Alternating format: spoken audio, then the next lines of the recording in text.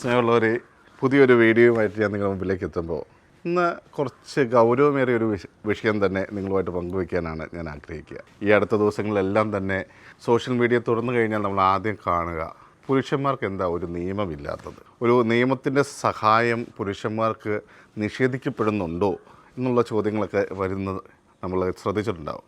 പ്രത്യേകിച്ച് അതിനുണ്ടായ ഒരു സാഹചര്യം ഞാൻ പറയാതെ തന്നെ നിങ്ങൾക്കിപ്പോൾ മനസ്സിലായിട്ടുണ്ടാകും എന്നാണ് ഞാൻ വിചാരിക്കുക.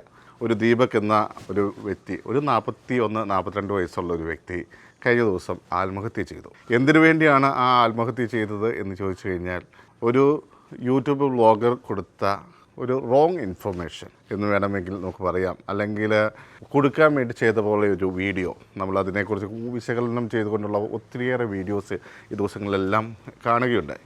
അപ്പോൾ ഒരു വൈദികൻ എന്ന രീതിയിൽ ഞാൻ ഇതിനെ നോക്കിക്കാണുന്നത് എന്താണ് എന്നാണ് ഞാൻ നിങ്ങളോട് പറയാൻ ആഗ്രഹിക്കുക. കാരണം പല കേസുകളും ഇതുപോലെ അനലൈസ് ചെയ്യുമ്പോൾ ഈ പറയുന്ന രാഹുൽ ഈശ്വർ പറയുന്നത് പോലെ ഒരു പുരുഷ കമ്മീഷൻ കൂടി ഉണ്ടായിരുന്നെങ്കിൽ വളരെ നല്ലതാണ് എന്ന് എനിക്കും തോന്നിയിട്ടുണ്ട്. അത് എൻ്റെ പേഴ്സണലായിട്ടുള്ള ഒരു അഭിപ്രായം എന്ന രീതിയിൽ ഞാൻ നിങ്ങളുമായിട്ട് പങ്കുവയ്ക്കാൻ ആഗ്രഹിക്കുകയാണ്. ശരിയല്ലേ, നമ്മുടെ പുരുഷന്മാർക്കും ഒരു കമ്മീഷൻ ഉണ്ടെങ്കിൽ ഒരു പരിധി വരെ ഇതുപോലുള്ള ആരോപണങ്ങൾ നമുക്ക് ഇല്ലാതാക്കാൻ സാധിക്കും. ഇപ്പോൾ ഒരു സൈഡിൽ എന്തും അനുകൂലമായിട്ട് തങ്ങളുടെ ഉണ്ടാകും എന്ന വിശ്വാസത്തോടെ അവർക്ക് തോന്നിയ രീതിയിൽ പരാതികൾ നൽകുമ്പോൾ അവിടെ ക്രൂശിക്കപ്പെടുന്ന നിരപരാധികളായ ഒത്തിരിയേറെ പേര് ഉണ്ട് എന്നതിൻ്റെ ഒരു ഉദാഹരണം മാത്രമാണ് ഈ ദീപക് എന്ന ചെറുപ്പക്കാരൻ. അദ്ദേഹം പോലും അറിയാത്തൊരു സംഭവം, പക്ഷേ സുഹൃത്തുക്കൾ വിളിച്ച് ഇതുപോലൊരു വീഡിയോ പ്രചരിക്കുന്നു എന്ന് പറഞ്ഞപ്പോൾ ഉണ്ടായ ഒരു ഷോക്ക് തൻ്റെ മാതാപിതാക്കളുടെയും തൻ്റെ സുഹൃത്തുക്കളുടെയും മുമ്പിൽ എങ്ങനെ മുന്നോട്ട് വരും. അതിൻ്റെ ഒരു സുഹൃത്ത് തന്നെ, ആത്മാർത്ഥ സുഹൃത്ത് തന്നെ വളരെ കരഞ്ഞുകൊണ്ട് പറയുന്നു അവനൊരു ഇൻട്രോവേർട്ടായിരുന്ന വ്യക്തിയാണ്. ഡിവോഴ്സായി അതിൻ്റെ ആ ഒരു ഇതിൽ നിന്ന് പതിയെ കടന്നു വരുന്ന ഒരു സാഹചര്യമാണ്. മാനസിക വിഷമമൊക്കെ ഉണ്ടായിരുന്നു. അതിൽ നിന്ന് പതിയെ തരണം ചെയ്തു വരുന്ന ആ ഒരവസ്ഥയിൽ പെട്ടെന്ന് ഇതുപോലെയുള്ളൊരു സംഭവം കൂടി തൻ്റെ മേലെ ആരോപിക്കപ്പെട്ടപ്പോൾ സമൂഹം തന്നെ ആഭാസൻ എന്ന രീതിയിൽ കളിയാക്കുന്ന ഒരവസ്ഥയുണ്ടായപ്പോൾ ആ വ്യക്തി എടുത്ത ഒരു തീരുമാനം, ഒരുപക്ഷെ ആ ഒരു തീരുമാനം പാളിപ്പോയി എന്നത് വേണമെങ്കിൽ നമുക്ക് പറയാൻ സാധിക്കും. അദ്ദേഹത്തിന് വേണമെങ്കിൽ പൊരുതി നിൽക്കാമായിരുന്നു, ഇതിനെതിരെ പോരാടാമായിരുന്നു. പക്ഷേ എല്ലാവരുടെയും മനസ്സ് അതുപോലെ ധൈര്യമുണ്ടാകണമെന്നില്ല. ചിലർ അങ്ങനെ ദുർബല ഹൃദയരാണ്, പെട്ടെന്ന് പതറിപ്പോകും. എന്ത് ചെയ്യണമെന്നറിയാത്ത ഒരു സാഹചര്യം ഉണ്ടാവും. അതുപോലത്തെ ഒരു സാഹചര്യത്തിലൂടെ കടന്നു പോകുമ്പോൾ ഇനി എങ്ങനെ ഞാൻ മറ്റുള്ളവരുടെ മുമ്പിലേക്ക് ഇറങ്ങിച്ചെല്ലും, മറ്റുള്ളവർ എന്നെ എങ്ങനെയായിരിക്കും നോക്കിക്കാണുക, എല്ലാവരും എന്നെ കളിയാക്കുമ്പോൾ ഞാൻ എങ്ങനെയായിരിക്കും പ്രതികരിക്കുക, അങ്ങനെ ഒരു ചിന്തയുമില്ലാത്ത അവസ്ഥയിലേക്ക്, ഒരു മാനസിക അവസ്ഥയിലേക്ക് പോകാനുള്ള സാധ്യതകൾ വളരെയുണ്ട്. ഇവിടെ ഒന്ന് റീച്ച് കിട്ടാൻ വേണ്ടി ആ ഒരു പെൺകുട്ടി ചെയ്ത ഒരു കാര്യമാണ്. അതിൻ്റെ ഗൗരവം ഒരുപക്ഷെ ആ പെൺകുട്ടിക്ക് ആ നേരം തിരിച്ചറിഞ്ഞിട്ടുണ്ടാകണം എന്നില്ല. പക്ഷേ ചെയ്തു കഴിഞ്ഞത് ഒരു വലിയ തെറ്റായി മാറിയപ്പോഴാണ് അതിൻ്റെ ഗൗരവം ചിലപ്പോൾ മനസ്സിലായിട്ടുണ്ടാവുക. പക്ഷേ തിരിച്ചെടുക്കാൻ പറ്റാത്ത ഒരു സാഹചര്യത്തിലേക്ക് കാര്യങ്ങൾ വഴുതിപ്പോയിരുന്നു. അതുകൊണ്ട് തന്നെയാണ് ഇന്ന് സോഷ്യൽ മീഡിയയിൽ നമ്മൾ നോക്കുമ്പോൾ ഇതിനെക്കുറിച്ച് കൂടുതലായിട്ട് ചർച്ചകൾ നടന്നുകൊണ്ടിരിക്കുക. പക്ഷേ അവിടെയൊക്കെ ശ്രദ്ധിക്കപ്പെടേണ്ട ഒരു കാര്യമുണ്ട്. എപ്പോഴും പെൺകുട്ടികൾ എല്ലാം സേഫർ സൈഡിലാണ്. എന്തിന്, ഇപ്പോൾ പത്രമാധ്യമങ്ങളിൽ പോലും അവരുടെ ഫോട്ടോ കാണിക്കുമ്പോൾ ബ്ലെയറായിട്ട് കാണിക്കുന്നു. എന്നാൽ പുരുഷന് യാതൊരു ഐഡൻറ്റിറ്റിയും ഇല്ലാത്ത രീതിയാണ്. അവർക്കും കുടുംബമില്ലേ, അവരും ഈ സമൂഹത്തിൽ ജീവിക്കുന്നവരല്ലേ എന്ന് തോന്നാത്ത രീതിയിൽ ഒത്തിരിയേറെ ഡീറ്റെയിൽസ്ഡായിട്ട് അവരെക്കുറിച്ച് പറയുന്നത് നമുക്ക് കാണാൻ സാധിക്കും. അദ്ദേഹം എവിടെ ജോലി ചെയ്യുന്നു, എത്ര വയസ്സുണ്ട്, അദ്ദേഹത്തിൻ്റെ മുഖം വളരെ വ്യക്തമായിട്ട് രീതിയിൽ, അദ്ദേഹത്തിൻ്റെ കുടുംബത്തെക്കുറിച്ചുള്ള വിവരണങ്ങൾ, അങ്ങനെ ഒരു തരത്തിലും ആളുടെ കാര്യങ്ങൾ മറച്ചു വയ്ക്കാതെ എല്ലാവരുടെ മുമ്പിലേക്ക് പ്രദർശിപ്പിക്കുന്ന രീതിയിലേക്ക് കാര്യങ്ങൾ മാറും. അതേസമയം മറ്റേ സ്ഥലത്ത് ഒരു അതിജീവിത എന്ന ഒരു കൊട്ടേഷനൊക്കെ ഇട്ട് അത് വളരെ സുഗമമായിട്ട് കാര്യങ്ങൾ കവർ ചെയ്യപ്പെടുന്ന ഒരവസ്ഥ. ഇതെല്ലാം കാണുമ്പോൾ തീർച്ചയായും ഒരു സാധാരണക്കാരൻ എന്ന നിലയിൽ പോലും നമ്മൾ പ്രതികരിച്ചു പോകും. എന്താണ്, ആണുങ്ങളും ഈ മനുഷ്യരല്ലേ, അവർക്കും വികാരങ്ങളില്ലേ, വിചാരങ്ങളില്ലേ, സമൂഹത്തിൽ നിലയും വിലയുമില്ലേ, അതോ പെൺകുട്ടികൾക്ക് മാത്രമാണോ?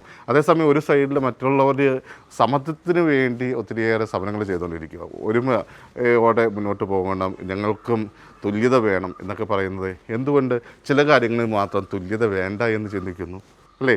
ചില ബസ്സിൽ കയറിയാൽ പോലും ഞാൻ പലപ്പോഴും ചിന്തിച്ചിട്ടുണ്ട്, ഇവർ തുല്യതയ്ക്ക് വേണ്ടി പറഞ്ഞുകൊണ്ടിരിക്കുന്നു, പക്ഷേ ബസ്സിൽ പോലും റിസർവേഷനുണ്ട്. ഏതൊരു ജോലി എടുക്കുമ്പോഴും 33% ഇത്ര ശതമാനം സ്ത്രീകൾക്ക് ഒരു റിസർവേഷൻ കൊടുക്കുന്നത് നമ്മൾ കാണാൻ സാധിക്കും. പക്ഷേ ഇവിടെ ഞാൻ സ്ത്രീകൾക്കെതിരെ സംസാരിക്കുന്നു എന്നല്ല, ചില മേഖലയിലെങ്കിലും നമ്മൾ ഇത് അനാവശ്യമായി മുതലെടുക്കുന്നു എന്ന് പറയുവാനാണ് ഞാൻ ആഗ്രഹിക്കുന്നത്. നമുക്ക് ഒത്തിരിയേറെ നിയമത്തിൻ്റെ പരിരക്ഷ ലഭിക്കുന്നുണ്ടത് സത്യമാണ്. പക്ഷേ അവിടെ അത് മുതലെടുക്കുന്ന ഒരവസ്ഥയിലേക്ക് നമ്മൾ മാറരുത്. നമുക്ക് എല്ലാവർക്കും ഉള്ള ഒരു കാര്യമാണ് മനസ്സാക്ഷി എന്നുള്ളത്. ആ മനസ്സാക്ഷി അത് എന്താണ് നമ്മളോട് പറയുന്നത്?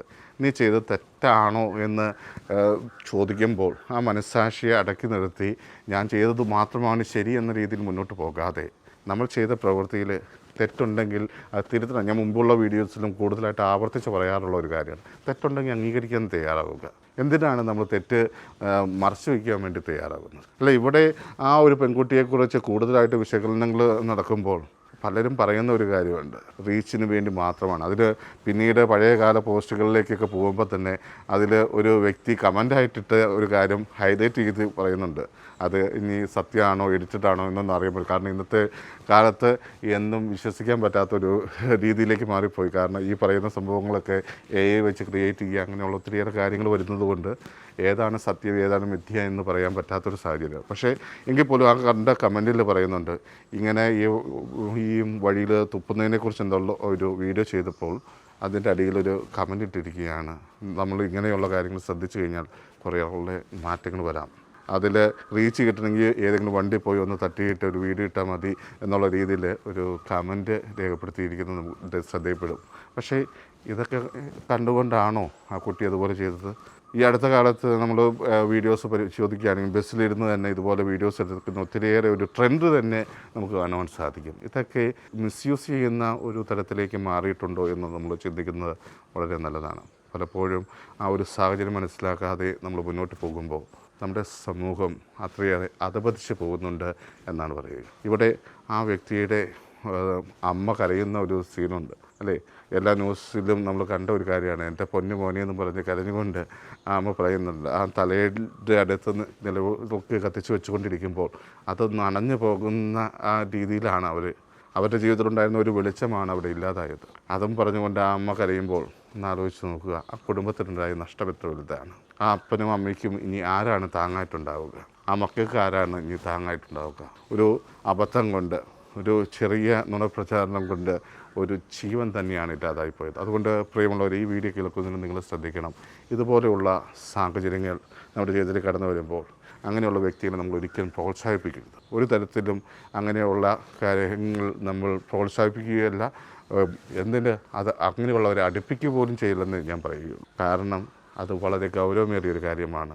മിസ്യൂസ് ചെയ്യപ്പെടേണ്ടതല്ല ഈ രാജ്യത്തിൻ്റെ നിയമങ്ങൾ. ആ നിയമങ്ങൾ എന്തിനു വേണ്ടിയാണ് നൽകപ്പെട്ടിരിക്കുന്നത്? സ്ത്രീകൾക്ക് പരിരക്ഷ നൽകുവാൻ വേണ്ടി ഈ നിയമങ്ങൾ നൽകുമ്പോൾ അത് എന്തിനു വേണ്ടിയാണെന്ന് കൃത്യമായിട്ട് മനസ്സിലാക്കി നമ്മൾ അവിടെ ഒരു വേർതിരിവ് കണ്ടെത്തിയില്ലെങ്കിൽ പ്രിയമുള്ളവരെ അത് നാശത്തിലേക്കായിരിക്കും നമ്മളെ കൊണ്ടെത്തിക്കുക. അതുകൊണ്ട് ഈ വീഡിയോയിലൂടെ ഞാൻ നിങ്ങളോട് പറയുന്ന ഒരു കാര്യം, നമുക്ക് ആ മകന് വേണ്ടി പ്രത്യേകമായിട്ട് പ്രാർത്ഥിക്കാം. അതുപോലെ തന്നെ ഇതിൻ്റെ പിന്നിലുള്ള സത്യാവസ്ഥ പുറത്തു വരട്ടെ എന്ന് നമുക്ക് ആഗ്രഹിക്കുകയും പ്രാർത്ഥിക്കുകയും ചെയ്യാം. അതോടൊപ്പം ഇതുപോലെയുള്ള ഒരു കാര്യം എൻ്റെ ജീവിതത്തിൽ ഞാൻ ചെയ്യില്ല എന്നൊരു തീരുമാനം എടുത്ത് മുന്നോട്ട് പോകുവാനും ഈ ഒരു വീഡിയോ നിങ്ങൾക്ക് പ്രചോദനം നൽകട്ടെ എന്ന് ഞാൻ ആഗ്രഹിക്കുന്നു. പുതിയൊരു വീഡിയോയുമായിട്ട് നമുക്ക് വീണ്ടും കാണാം. അതുവരെ ക്ഷമയോടെ കാത്തിരിക്കും.